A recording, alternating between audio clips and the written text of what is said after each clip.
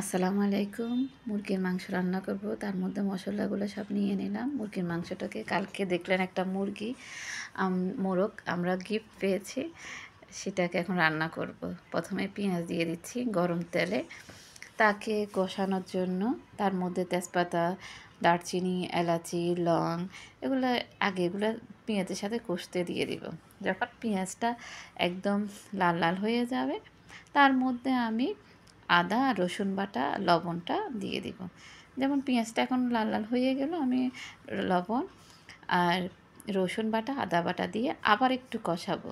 তখন একদম পেঁয়াজ সাথে একসাথে যখন ভালোভাবে কষে যাবে তার মধ্যে আমি হলুদ 3 চামচ, যেহেতু হলুদ আগে দিচ্ছি এই কারণে মাংসটা যেন কালারটা সুন্দর আসে, হলুদ হলুদ কালার আসে, তাই হলুদটা আগে দিচ্ছি। হলুদ আর গুঁড়ো মরিচের গুঁড়ো, তারপরে আপনার লাল মরিচ, আর এটা হচ্ছে ধনিয়া জিরা একসাথে।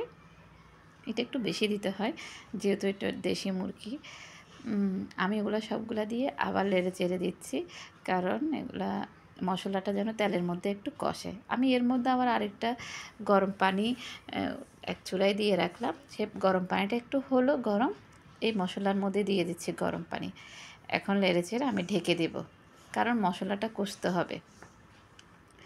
এখন দেখেন তেলটা উপরের দিকে উঠে গেল, তার মানে মশলাটা কষে গেল। তার মধ্যে আমি মোরগটাকে আগে বারবার শুধু মুরগি বলি, মোরগ। এখন আমি মোরগটাকে কেটে রাখলাম, তা দিয়ে দিচ্ছি এই মশলার মধ্যে।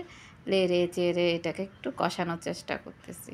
যেহেতু এটা দেশি মুরগি একটু সময় লাগে রান্না করতে, তাই আমি ওইকে আবার ঢেকে দিচ্ছি মশলা দিয়ে নেড়ে চেড়ে। দেখেন কষে গেল, তার মধ্যে আমি আবার গরম পানি দিয়ে দিচ্ছি। গরম পানি দেওয়ার সাথে সাথে দেখেন টকবক করতেছে পানিগুলা, কারণ এটা গরম পানি ছিল। আবার নেড়ে চেড়ে আমি আবার ঢেকে দেব।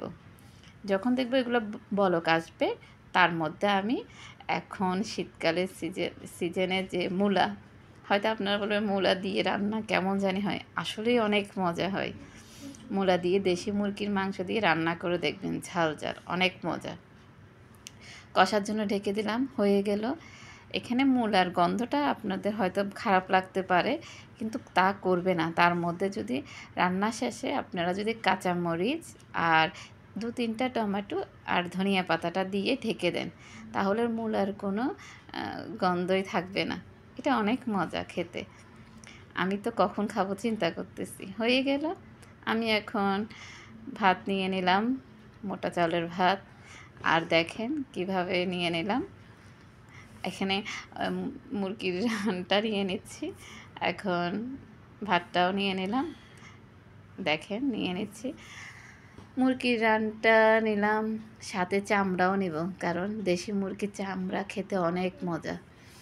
দেখেন